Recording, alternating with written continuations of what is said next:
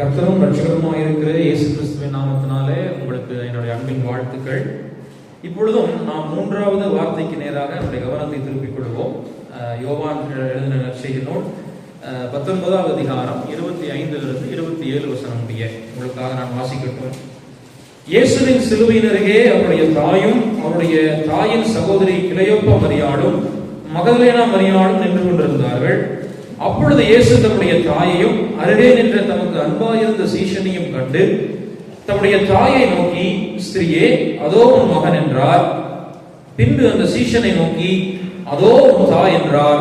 அந்நேரம் முதல் அந்த சீஷன் அவளை தன்னிடமாய் ஏற்றுக்கொண்டான். அல்லேலூயா. ஒரு கொல்கதாவின் காட்சி வேதத்துல நம்ம முன்னாடி 2 வார்த்தைகளை தியானித்தோம். அங்கே சிலுவையில் அவர் அடிக்கப்பட்டிருக்கிறார். கிட்டத்தட்ட 6 மணி நேரமாக அவர் சிலுவையிலே தொங்கிக் கொண்டிருக்கிறார். சிலுவையின் காட்சி, அந்த கொல்கதாவின் காட்சி காண்பிக்கப்படுகிறது நமக்கு. அந்த கொல்கதாவின் காட்சியிலிருந்து இப்பொழுது வேதம் 4 பேருக்கு, குறிப்பாக 4 பேரிடத்தில் இந்த வேதம், இந்த காட்சியானது இப்பொழுது திரும்புகிறது. அந்த 4 பேரை குறித்து நம்ம 25வது வசனத்தில் வாசித்தோம். ஒன்று மகதலேனா மரியாள், இன்னொன்று இயேசுவின் தாயாகிய மரியாள், இன்னொன்று கிளையோப்பா மரியாள், அதாவது மரியாளினுடைய சகோதரி, இன்னொன்று யோவான். ஆகிய இந்த மொத்த கொல்கதாவின் காட்சியிலிருந்து இப்பொழுது வேதம் 4 பேருக்கு நேராக, இந்த குறிப்பிட்ட இந்த 3 வசனத்திற்குள்ளாக 4 பேரிடத்திற்கு இந்த வேதாகம் திரும்புகிறது. அதிலும் குறிப்பாக 2 பேரை குறித்து இந்த வேதம் இந்த வேதத்தில் இருக்கிற வசனங்கள் சொல்லப்பட்டிருக்கிறது. 26வது வசனத்திலையும் 27வது வசனத்திலையும் 2 பேரை பார்த்து இயேசு கிறிஸ்து ஒரு வார்த்தையை சொல்லுகிற காரியங்களை தான் நாம் இன்றைக்கு தியானிக்க போகிறோம். ஒன்று மரியாள், இன்னொன்று யார்? அப்போஸ்தலனாகிய யோவான். இந்த 2 பேரை குறித்து தான் ஆண்டவர் இங்கே காரியங்களை பேசுகிறார்கள். இந்த 2 பேரை குறித்து தான் இங்கே வேதவசனம் சொல்லப்பட்டிருக்கிறது. என்ன நாம் அறிந்திருக்கிறோம், மரியாள் என்பவள் ஒரு கிருபை பெற்றவள். தேவதூதன் அவளுக்கு முன்பதாக தோன்றி அவளிடமாய் தேவதூதன் என்ன சொன்னான்? மரியாளே, நீ என்னது? நீ கிருபை பெற்றவள், நீ ஸ்திரீகளுக்குள்ள எப்படிப்பட்டவள்? ஆசீர்வதிக்கப்பட்டவள் என்று சொல்லி அவளை குறித்து அந்த தேவதூதன் சொல்லுகிறான். அது மாத்திரம் தானா? இப்படிதான் அவளுடைய வாழ்க்கை துவங்குகிறது. அவள் ஸ்திரீகளுக்குள்ளே ஆசீர்வதிக்கப்பட்டவளாக இருந்தால், அவள் தேவனிடத்தில் கிருபை பெற்றவளாக இருந்தாள். தொடர்ந்து நம்ம வேதத்துல அவளை குறித்து நம்ம வாசிச்சோம் அப்படின்னா, இயேசுவும் மரியாளும் இருக்கக்கூடிய ஒரு 3 சம்பவங்களை நம்மால் பார்க்க முடியும். இயேசுவின் தாயாகிய மரியாளும் ஒரு 3 சம்பவங்களில் அவங்களை இணைத்து வேதம் நமக்கு அடையாளப்படுத்துகிறது. அந்த 3 சம்பவங்களை மாத்திரம் உங்களிடத்துல நான் பகிர்ந்து கொள்கிறேன். முதலாவதாக லூக்கா எழுதின சுவிசேஷம் 2வது அதிகாரம் 49வது வசனம். எல்லாம் நமக்கு தெரிந்திருந்த வேத பகுதிகள் தான். ஆனாலும் குறிப்பாக இந்த கவனத்துல நான் திரும்ப விரும்புறேன். லூக்கா 2வது அதிகாரம் 49வது வசனம். அதற்கு அவர், நீங்கள் ஏன் என்னை தேடுகிறீர்கள்?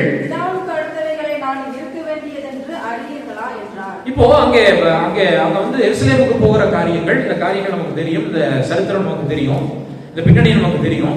இப்போ ஆண்டவர் அங்க கேட்கிறார், மரியாள் கேட்கிறாங்க, நீங்க ஏன் எங்களை வருத்தப்படுத்துறீங்க அப்படின்னு சொல்லி மரியாள் கேட்கிறாங்க. உடனே இயேசு கிறிஸ்து சொல்கிறார், என்ன சொல்றார்?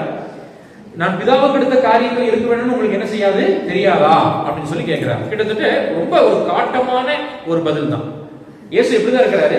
சிறு பிள்ளையாகத்தான் இருக்கிறார். ஆனாலும் இயேசுவின் இடத்திலிருந்து வந்த பதில் ரொம்பவே ரொம்ப பயங்கரமான ஒரு காட்டமான பதிலாகத்தான் இங்க நம்ம அதில் பார்க்கணும். ரொம்ப ஒரு என்ன சொல்றது, ஒரு காட்டமான துணியில் ஆண்டவர் பேசுறார்.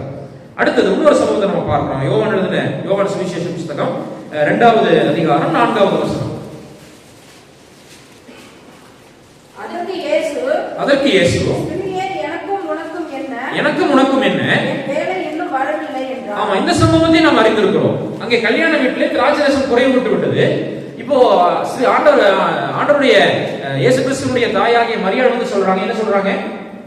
அப்போ திராட்சரசம் குறைஞ்சிருச்சுன்னு சொல்றாங்க. உடனே இயேசு அங்கேயும் ஒரு பதில் கொடுக்கிறார், இன்னும் என்னுடைய வேலை வரவில்லை. இப்போ அங்க அவனை எப்படிதான் ஆண்டவர் அங்க இது பண்றாரு? ஸ்ரீயே அப்படின்னு தான் சொல்றாரு. கிட்டத்தட்ட இதுவுமே ரொம்ப காட்டமான ஒரு பதில் மரியாளுக்கு. அதன் பின்பு மரியாள் அங்கே பேசினதாக நாம் வாசிக்கிறோமா? இல்ல. அதுக்கப்புறம் மரியாள் அந்த எதுவுமே பேசல. நீங்க என்ன சொல்றாரோ அதன்படி என்ன பண்ணுங்க, செய்யுங்கன்னு சொல்லிட்டு அவங்க போயிடுறாங்க. அப்ப இந்த 2வது சம்பவத்திலையும் மிகவும் ஒரு காட்டமான விதத்துல ஒரு பதில் அளிக்கிறார் இயேசு கிறிஸ்து. இன்னொரு சம்பவத்தையும் நம்ம பார்க்கலாம். மத்தேயு 12வது அதிகாரம் 50வது வசனம். மத்தேயு 12வது அதிகாரம் 50வது வசனம். எவனோ ஆமா, இயேசு கிறிஸ்து இந்த சம்பவத்தை நாம் அறிந்திருக்கிறோம். இயேசு கிறிஸ்து அங்கே ஜனங்களோடு கூட கர்த்தருடைய வசனத்தை கற்றுக் கொடுத்திருக்கிறார், ஜனங்களோடு பேசிக் கொண்டிருக்கிறார். அப்போ ஒருவன் எழுந்து சொல்றான், இயேசு கிறிஸ்துவே உடைய தாயாரும் உடைய சகோதரர்கள் என்ன பண்றாங்க, வெளியே நிற்கிறாங்க அப்படின்னு சொல்றான். உடனே இயேசு கிறிஸ்து சொல்கிறார், யார் என்னுடைய தாயார், யார் என்னுடைய சகோதரர்கள்? கிட்டத்தட்ட இதுவும் ஒரு கடினமான பதிலாகத்தான் காண்பிக்கப்பட்டிருக்கு. அப்போ இயேசு கிறிஸ்துவும் மரியாளும் இருக்கக்கூடிய சம்பவங்களில வேதத்தை நம்ம ஆராய்ந்து பார்க்கும்போது இயேசு கிறிஸ்து பேசின எல்லா வார்த்தையும் மரியாளுக்கு எப்படிதான் இருந்திருக்கும்? ரொம்ப கஷ்டமா இருந்திருக்கும். ஏன்னா இயேசு கிறிஸ்து பேசின ஒவ்வொரு பதிலும் ரொம்ப காட்டமான விதத்துல, கடினமான விதத்துல தான் இருந்தது. ஆனா இப்படி எல்லாம் ஆண்டவரோட அவளுக்கு இந்த காரியங்கள் எழுதப்பட்டிருந்தது, நம்ம அது எல்லாமே வாசிச்சோம். ஆனா ஆரம்பத்துல ஏன் இப்படிப்பட்ட காரியங்கள் இருந்துச்சு அப்படின்னு நம்ம பார்த்தோம் அப்படின்னா, துவக்க காலத்துல தன் மகன் மீது, அதாவது இயேசு கிறிஸ்துவின் மீது வைக்கப்பட்டிருந்த தேவ நோக்கத்தை மரியாள் சரியான விதத்திலே புரிந்து கொள்ளவில்லை. இந்த சம்பவத்துல நம்ம வாசிக்கிறோம். இதுல இருந்து நம்ம என்ன கற்றுக்கொள்கிறோம் அப்படின்னா, இந்த சம்பவங்களை படிக்கும் போது நமக்கு ஒன்று தெரிகிறது, இயேசு கிறிஸ்துவின் மீது வைக்கப்பட்டிருக்கிற தேவ நோக்கத்தை மரியாள் என்ன செய்யல, சரியான விதத்துல புரிந்து கொள்ளல. ஆனா சரியான விதத்துல புரிந்து கொள்ளல அப்படிங்கிறதுக்காக ஒரு நாளும் இயேசு கிறிஸ்துவினுடைய தாயாகிய மரியாள் இயேசு கிறிஸ்துவின் மீது வைக்கப்பட்டிருந்த தேவ நோக்கத்திற்கு தடையாக இருந்ததே இல்லை. அல்லேலூயா. நான் முன்னாடி சொன்னேன், அந்த லூக்கா 2:49 நம்ம வாசிச்சோம். பிதாவிற்கு அடுத்த காரியம் இயேசு கிறிஸ்து பதில் சொல்லுகிறார். அதற்கு முன்பதாக மரியாள் பேசினதாக நாங்க பாக்குறோமா? இல்ல. அடுத்தது, என் வேலை இன்னும் வரவில்லை அப்படின்னு சொன்னாரு. உடனே அதுக்கப்புறம் மரியாள் அங்க பேசுறதா பாக்குறோமா? இல்ல. இயேசு கிறிஸ்துவின் வார்த்தைக்கு அவர் கீழ்ப்படுகிறார் மரியாள். அடுத்து, பிதாவின் சத்தம் செய்பவர்களே எனக்கு தாயினுடைய சகோதரர்களும் அப்படின்னு சொல்றாரு. அதற்கு முன்பதாக அந்த மரியாள் ஏதோ பேசுறதா நம்ம பார்க்கிறோமா? இல்ல ரொம்ப கோவப்பட்டு அப்படி திருப்பிட்டு போனாங்க அப்படின்னு நம்ம பார்க்கிறோமா? எதுவுமே இல்லை. ஒண்ணு, அவள் ஆரம்ப காலத்துல இயேசு கிறிஸ்துவின் மீது வைக்கப்பட்டிருந்த தேவனுடைய நோக்கத்தை மரியாள் புரிந்து கொள்ளவில்லை என்றாலும், அந்த தேவ நோக்கத்திற்கு ஒரு நாளும் அவள் எப்படி இல்லை, தடையாவே இல்லை. அதை குறித்து அவளுக்குள்ள ஒரு சரியான புரிந்து கொள்ளுதல் இல்லதான். ஆனா அதை ஒரு நாளும் இயேசு கிறிஸ்துவை குறித்து முறுமுறுக்கவோ அல்லது அவர் மீது வைக்கப்பட்டிருந்த தேவ நோக்கத்திற்கு அவர் தடையாகவோ இருந்ததே இல்லை. ஆனால் இயேசு கிறிஸ்துவின் மரணத்தின் போதும் அதற்கு பின்பதாகவும் அவள் இயேசு கிறிஸ்துவின் மீது வைக்கப்பட்டிருந்த தேவ நோக்கத்தை மரியாள் சரியாக புரிந்து கொண்டார். அல்லேலூயா. அதனாலதான் வேதம் மரியாளை துவக்கும் போது என்ன சொல்லுச்சு, அவள் கிருபை பெற்றவள், அவள் ஸ்திரீகளுக்குள்ளே ஆசீர்வதிக்கப்பட்டவள். ஆனால் அவளை குறித்து வேதம் முடிக்கும் போது எப்படி முடிக்குதுன்னா, அவள் முழங்கால் படியிட்டு இருக்கிறாள், அவள் மேல் வீட்டறையிலே காணப்படுகிறாள். அல்லேலூயா. அப்போ துவக்கத்திலே தன் மேல் வைக்கப்பட்டிருந்த தேவனுடைய நோக்கத்தை, தன் மகன் மீது வைக்கப்பட்டிருந்த தேவனுடைய நோக்கத்தை அறியாமல் இருந்த அந்த மரியாள் பின் நாட்களில இயேசு கிறிஸ்துவின் மரணத்தின் போதும் மரணத்திற்கு பின்பதாக ஒன்றை புரிந்து கொண்டாள், இவரே உலக ரட்சகர் என்று சொல்லி. அல்லேலூயா. இப்படிப்பட்ட மரியாளை பார்த்துதான் இயேசு கிறிஸ்து இந்த வார்த்தையை சொல்றார். நான் ஏன் இவ்வளவு பேக்ரவுண்ட் உங்களுக்கு சொன்னேன்னா, இப்படிப்பட்ட மரியாளை பார்த்துதான் அந்த அந்த வசனத்தை வாசிக்கல, 26வது வசனத்தை. அப்பொழுது இயேசு தம்முடைய தாயையும் அருகிலிருந்த தமக்கு அன்பாயிருந்த சீஷனையும் கண்டு தாயை நோக்கி ஸ்ரீயே அதோ உன் மகன் என்றார். அப்போ இந்த இடத்துல இவ்வளவு பின்னணியங்களை கொண்ட மரியாள், இப்படிப்பட்ட மரியாளை தான், தன்னுடைய தாயாகிய மரியாளை தான் சரியான நபரிடத்துல பராமரிக்கும்படி விட்டு சென்றிருக்கிறார். இயேசு கிறிஸ்து வாழ்ந்த காலங்களில ரொம்ப அவளுக்கும் இயேசு கிறிஸ்துவுக்குமான காரியங்கள் ரொம்ப பயங்கரமா இருந்தது நம்ம படித்தோம்.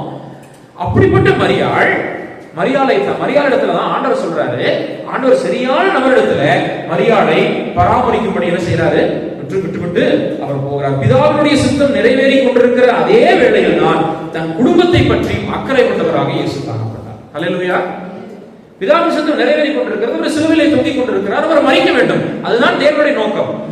பிதாவின் சித்தம் நிறைவேறி கொண்டிருக்கிற அதே வேளையில் தான் தன்னுடைய தாயை குறித்தும் அவர் அக்கறை கொண்டவராக இருந்தார், தன்னுடைய குடும்பத்தை குறித்தும் அவர் அக்கறை கொண்டவராக இருந்தார். இப்படிப்பட்ட இயேசு கிறிஸ்துவே நமக்கும் மாதிரியாக இருக்கிறார். ஆமென். ஏன்னா நம்ம வாக்குத்தத்தம் உள்ள நம்முடைய கற்பனையாக நமக்கு புதிய ஏற்பாட்டில் கொடுக்கப்பட்டிருக்கிற வேதவசனம் என்ன? ஆமா, எபேசியர் அதை வாசிக்கிறோம். எபேசியர் 6வது அதிகாரம் முதல் 3 வசனங்களை நாம் வாசிக்கிறோம். உன் வாழ்நாள் நீடித்திருக்கும்படி நீ என்ன செய், தகப்பனையும் தாயும் கணவன். அந்த இடத்துல யோசேப்பு இருந்ததாக சொல்லப்படுவதில்லை, சரித்திரம் அப்படிதான் சொல்லப்படுது. அப்போ மரியாள் இருக்கிறார். உடனே மரியாள் சரியான கவனிப்பிடத்துல, சரியான நபர்களிடத்துல பராமரிக்கும்படி மரியாளை யோவான் இடத்துல இயேசு கிறிஸ்து விட்டு செல்கிறார். அவருடைய குடும்பத்தை குறித்தும் அக்கறை கொண்டவராக இயேசு கிறிஸ்து காணப்படுகிறார். இன்றைக்கு அவரே நமக்கும் மாதிரியாக இருக்கிறார். ஆமென். அப்போ மரியாளை குறித்து நம்ம இப்ப பார்த்தோம். அதை மரியாள் இடத்துல தான் ஆண்டவர் அந்த வார்த்தையை சொல்றார். அடுத்த வசனத்துல வாசிக்கிறோம், 27வது வசனத்துல இன்னொரு நபரை குறித்தும் அங்கே என்ன சொல்லப்படும், முன்னாடியே சொன்னது போல யோவானை குறித்து அந்த வேத பகுதி சொல்கிறது. வாசிக்கலாம். அதோ உன் தாய் என்றார். அந்நேரம் முதல் அந்த சீஷன் அவளை தன்னிடமாய் ஏற்றுக்கொண்டான். இந்த இடத்துல எனக்குள்ள ஒரு கேள்வி எழுப்பினது. நம்ம பொதுவாக இந்த பகுதியை நம்ம வாசிக்கும் போது நமக்குள்ள எழுப்புகிற கேள்வி தான், ஏன் யோவான் ஸ்தானகன், சாரி அவன் ஏன் அப்போஸ்தலனாகிய யோவான் அந்த இடத்துல நிற்கிறான்? அப்போ ஏன் இயேசு கிறிஸ்துக்கு சகோதரர்கள் இல்லையா? ஆமா, முதலாவதாக இயேசு கிறிஸ்துக்கு யார் இருந்தாங்க? சகோதரர்கள். மத்தேயு 13 வாசிக்கிறோம், யாக்கோபு, யோசே, யூதா என்பவர்கள் அவருக்கு சகோதரராக இருந்தார்கள். ஆனால் யாருமே அந்த இடத்துல அவரோடு இல்லை. ஒன்னு அவரை விசுவாசிக்கவில்லை. அவர் தேவனுடைய குமாரன் என்பதை யாரும் அவருடைய சகோதரர்கள் யாரும் என்ன செய்யல? விசுவாசிக்கல. யாக்கோபு, யூதா பின்னாட்களில் அவர்கள் விசுவாசிக்கிறாங்க. ஆனா அந்த நேரத்தில் அவரை யாரும் விசுவாசிக்கல. 2, அவரோடு கூட அந்த இடத்துல யாருமே இல்லை. இந்த இடத்துல இன்னொரு காரியத்தையும் ஆண்டவர் நமக்கு கற்றுக் கொடுக்கிறார்.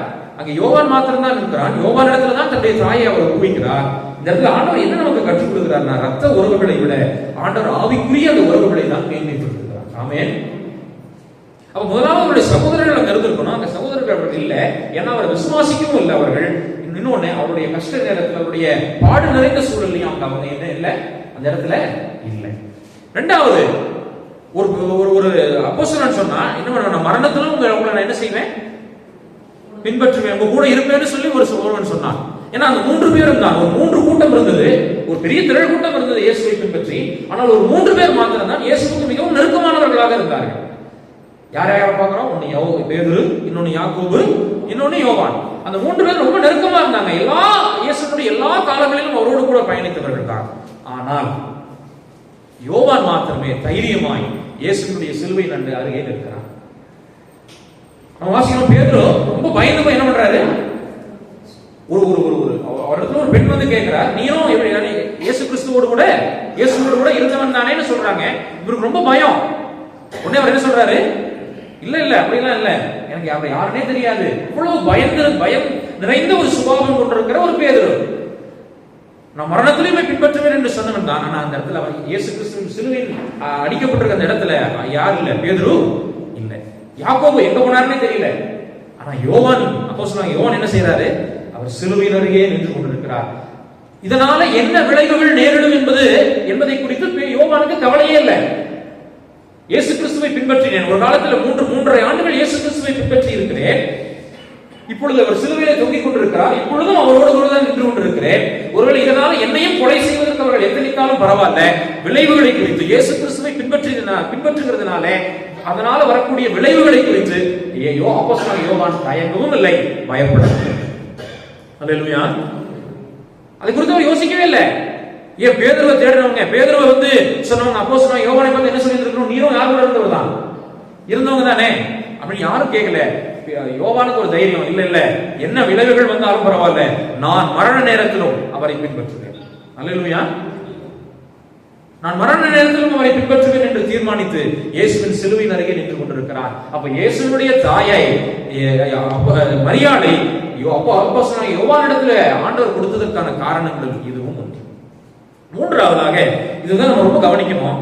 இந்த வேத பகுதியில 26வது வசனத்தில் ஒரு வார்த்தை சொல்லப்பட்டிருக்கிறது. எத்தனை பேர் அதை கவனித்தீர்கள் என்று எனக்கு தெரியல. 26 வசனத்துல அப்பொழுது என்ன போட்டு பாருங்க, இயேசு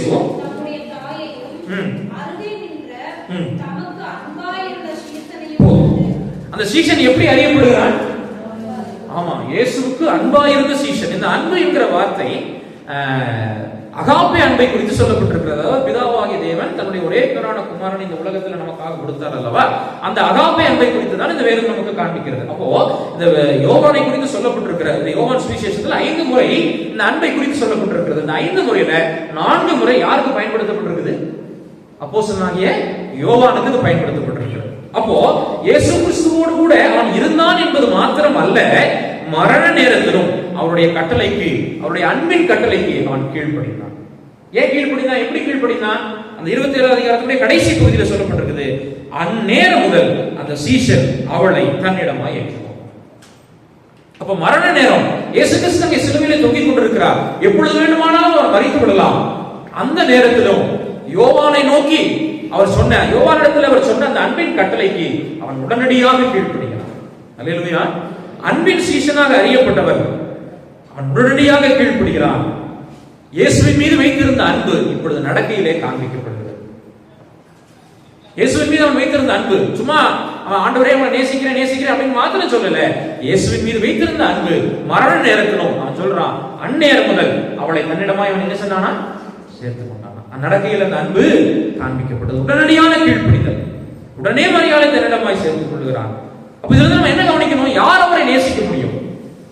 யார் இயேசு கிறிஸ்துவை நேசிக்க முடியும் அப்படின்னா, இதே அப்போஸ்தலனாகிய யோவான் பின்னாட்களில் நிருபத்தை எழுதுகிறார். அதான் நம்ம ஒரே அந்த வசனத்தை வாசிப்போம். 1 யோவான் 2வது அதிகாரம் 3வது வசனத்திலிருந்து 5வது வசனம் வரை.